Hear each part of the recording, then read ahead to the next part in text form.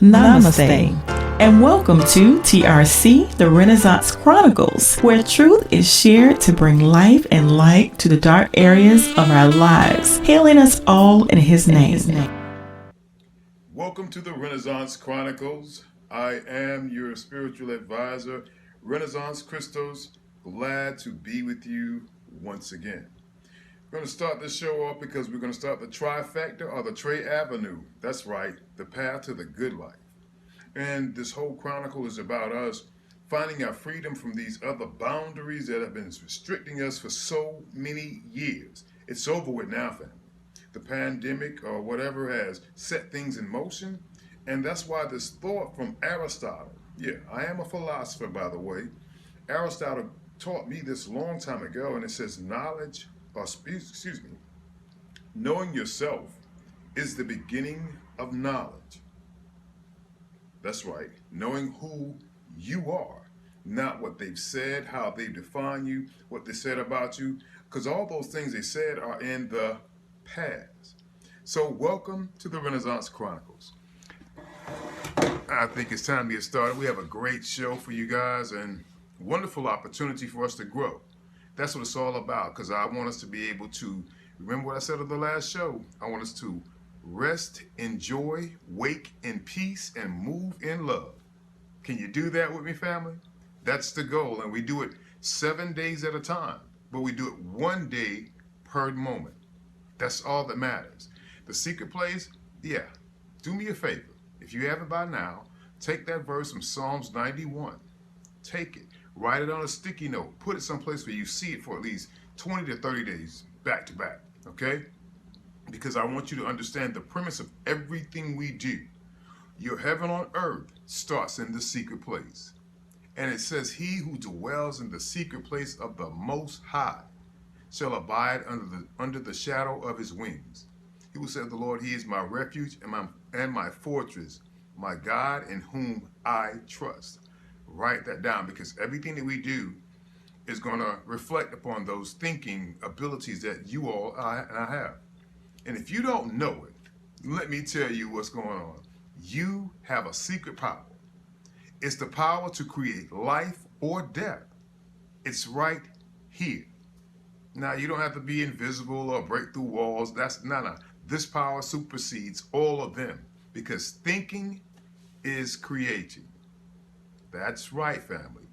Thinking is creating. Every book that I've read over the past 20 years, and even prior to then, but the past 20 years, I've been focused on what was the premise, or why did they write it, or what questions does it have, and it comes up with the same exact thing, whether it's a mathematical book, philosophical, whether it was scientifically, or a cultural book, whatever it was about how you think. Thinking is the beginning of all knowledge, and that's the place where I want to share this little piece with you that I wrote, and it says, when a negative thought comes, the first few seconds are golden. Get it? When that thing comes in, like, oh, I'm going to do this again. When it comes in, those first few seconds that it enters the secret place, that's perfect, because now's the time to seize it. And the rest of the book says, do not give the evil 1 minute to grow up in your thought, but off with his head while it's still a baby, and keep your throne secure. Get it? When that evil or that thought that says, I can't do this, or this is going to happen to me again because of my past and what people have done to me and what they said about me, whatever the case is, catch it right then and there, seize it, hold it, and do not let it go. While it's a baby, cut its head off. That's right. This is the one time you can kind of be a little bit grotesque in our teaching, but that's how you seize those thoughts that bring in anything negative that says, I can't do this, or I'm not able to. And the verse that I got to get us started comes from 2 Corinthians 10 and 5. I love it. Listen to the text. We demolish arguments and every pretension that sets itself up against the knowledge of God. Anything that tells you you're not going to be okay today, anything that says you are not good enough, any commercial that tells you, any news story, whatever it is, demolish it right then and there, and take every captive, every thought, to make it obedient to Christ. You get it? That's why that book, when I was reading it, it was about catching that negative thought right there in its infancy. That's the time. When you say, well, I'm going to be another addict just like everybody in my family. Okay, you might have said that. You might have thought that. But at the moment right behind it, come with, you know what? I'm going to be healed. Trust me, family. And then you keep repeating it. Every time that thought comes, you repeat this thought. Because we have to change the way we think. The pandemic has revealed a sad truth. And I don't know if you're watching it, but it revealed a mental brokenness across this globe. People had to quarantine and they were forced to lock themselves in. And a lot of people who use their degrees or the outside influences, they use that to give themselves validation. But when you were forced to sit inside your house about a year or some change, you had to look inwardly. And a lot of people did not like what they reflected. That's why I ask you now, if that has happened to you, no matter how well you can mask it up when you go out, this is between you and I. This is something you do in your home. This is something that's private. And you go take captive that thought and say, you know what? No. I am enough. And those three words are going to be what we're going to summarize this thinking and good thoughts. Because remember, good stands for greatness, overcoming obstacles daily. I didn't say goodness, I said greatness, because that's what's inside of you. And this other verse will help us understand the good thoughts, because so many people during this quarantine started to do what other people around them were doing because they didn't know how to use their mental faculties. They followed every concept or precept or every notion that came on the news or social media. However they got their information, it was able to pull them this way and that way. Just think about it. If you don't believe me, sit in your house or whatever throughout the day and watch the different random thoughts that will enter your mind. Thoughts about this from the past, or about money you need, or about this thing you heard, or about this rumor. You'll catch at least, if you pay attention, at least 20 thoughts in less than an hour. Just think about that. That happens all day long. And we become so accustomed to it that it's going to be a work to get good thoughts to start to enter into this secret place. But that's why we got to keep going and stop imitating the ideals. Romans 12:2. Stop imitating the ideals and opinions of the culture around you, but inwardly, listen, inwardly, be transformed by the Holy Spirit through a total reformation of how you think. So if I stop copying what they're saying, if I stop following their mandates, if I stop, then what do I do then? Renaissance, what will happen then is the Holy Spirit will change how you think and will put you in a position where you will be secure and safe. And no matter what happens on the outside, it will empower you to discern God's will, that you live a beautiful life. Listen to the end, satisfying and perfect in His eyes. Yeah, the end says satisfying and perfect in His eyes. See, when you're searching for outward perfection, that is, you're trying to see what everybody else thinks about how you move, or what is good, or are you holy, or whatever the word you're looking for, but it's how someone else thinks of you. But it says, if you will allow me to transform your mind, you will live a beautiful life, satisfying and perfect in His eyes. Family. It not has to be perfect in Renaissance eyes, but in His eyes. And then you can start eating healthy. You can start living healthy, sleeping healthy. And see, sleeping is so important as we go forward that people, I had a friend of mine and he didn't sleep. He went to bed every night, but he would pass out and come to. Just think about that. Rather than get in your bed and drift off, you pass out and just wake up. That's not that sleep that we're talking about where the body and the mind gets rest and you get to dwell in the secret place, because that all happens while you're sleeping too.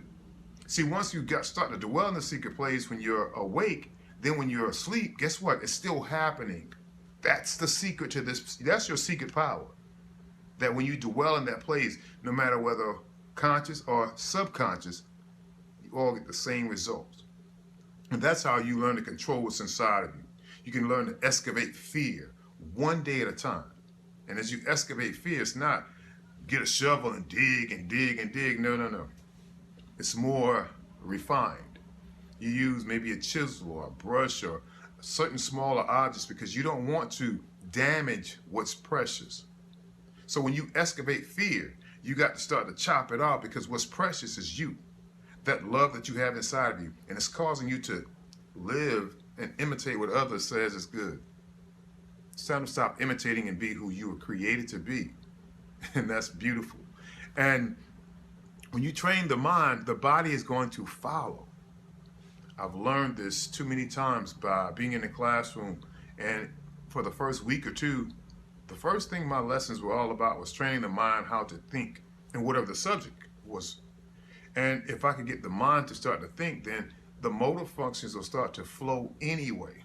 Those things are built in, family, but once you get this flowing, all the rest becomes one. But it has to be a conscious, intentional move. You can't just, oh, I'm gonna have a good thought today and tomorrow I'm gonna let everything just knock me out. You have to be conscious every day that you're gonna have to go to that golden moment. As soon as that thought comes in, clip it, cut its head off, and move on. That's right. Start to seize these moments because it's your way. Because while you're doing it, 1 Peter 1:13 said this. It says, so then prepare your hearts and mind for action. Your hearts and mind. You get it prepared for action. Stay alert. Fix your hope firmly on the marvelous grace that is coming to you. Every day that you're here, going through this bad stuff, you know what's holding you up? That marvelous grace. But imagine if you stop, prepare your heart and your mind for action, how much more powerful you will be. See, it was proven in The Wizard of Oz, the whole time I was watching the movie, looking at Michael and Dorothy, who was that, Diana Ross, and the rest of the characters, they were all searching for something, and it's something that they've been teaching you to be afraid of. They got you with this false type of courage. Or you have a heart, but it's only with certain people. Or you have thoughts, but you let it go awry. You just let it run crazy. See, you got to start to reel these things in. Because when they went and found out who the wizard really was, what they found out was they had the answers inside the whole time. You have the answers to good thoughts. See, when the lion thought he didn't have courage, he had to have courage because he stepped off of his path and went and followed Dorothy. You thought the Tin Man didn't have a heart? Well, he decided he couldn't do it alone, standing by himself, being stiff.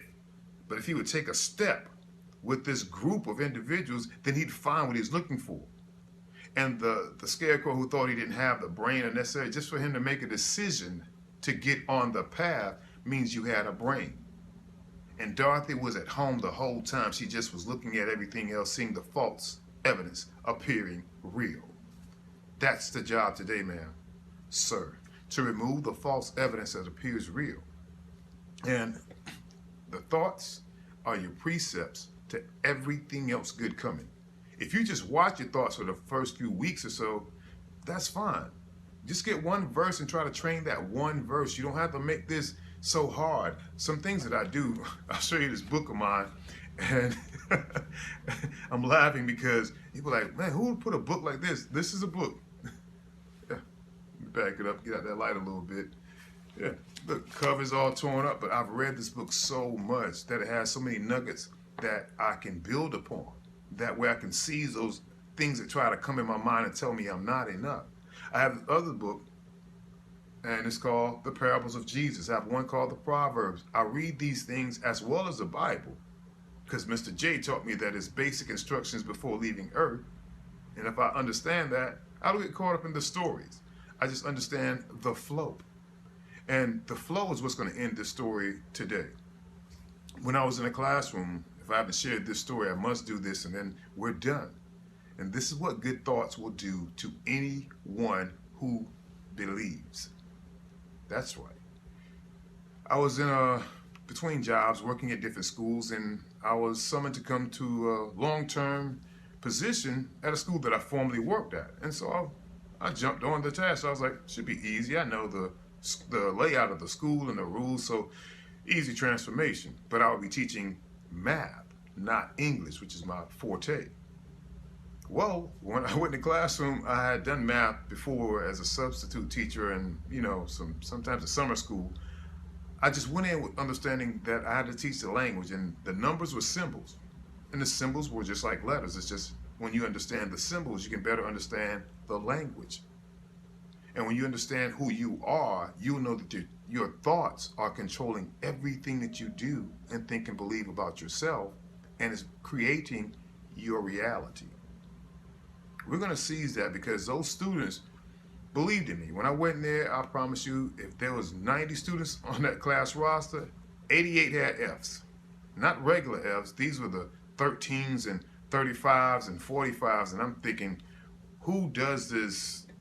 Who does this? It was the fourth quarter, meaning school's about to end. I'm thinking, whoa, we got to get ready for state testing, and you guys are at this level? That was a lot. So for those 8 weeks, we used this one quote.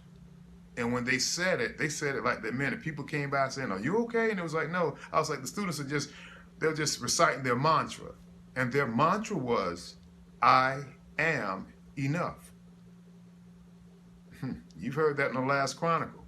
That's why I bring it up again, because when those students started reciting it and started writing it on their quizzes or their tests, or start writing it on their math quiz or English quiz or whatever it was, the teachers were like, what is this I am enough thing? And I was like, oh, it's just our principles to walk by. Their grades not only got better in math, but in English. Science started becoming clearer.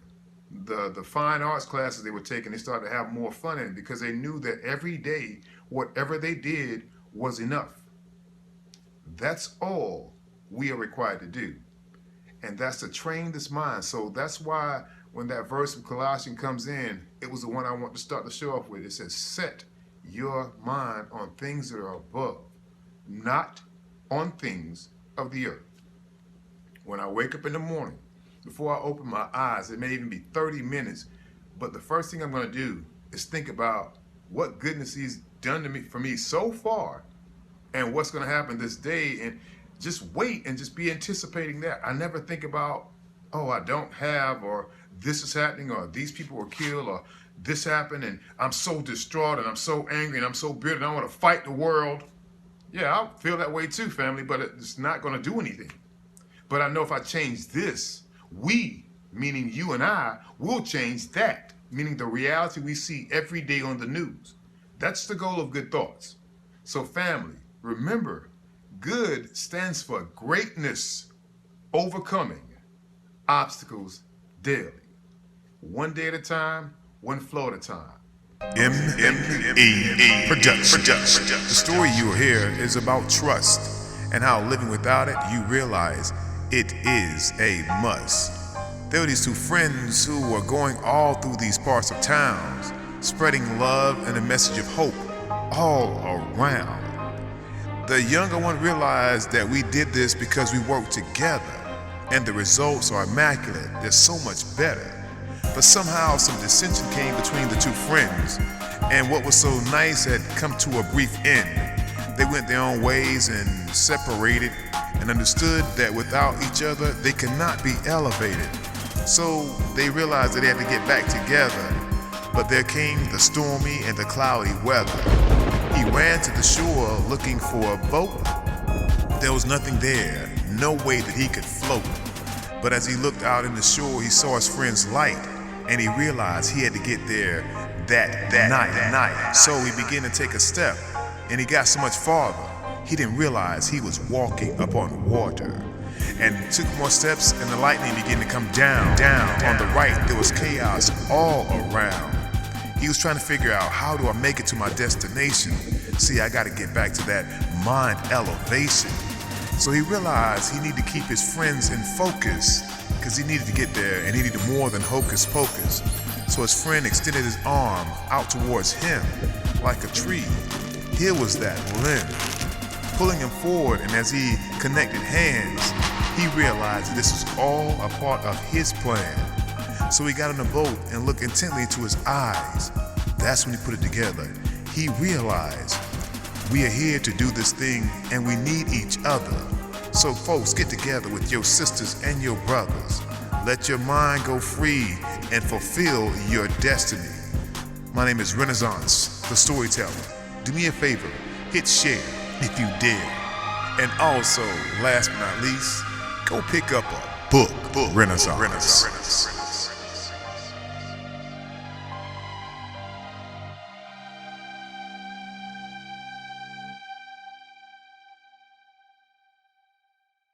Praises and continual thanks to everyone who shared in this moment of refreshing water, bringing life and light to our souls. This has been TRC The Renazance Chronicles, a Hustle Flow Media production.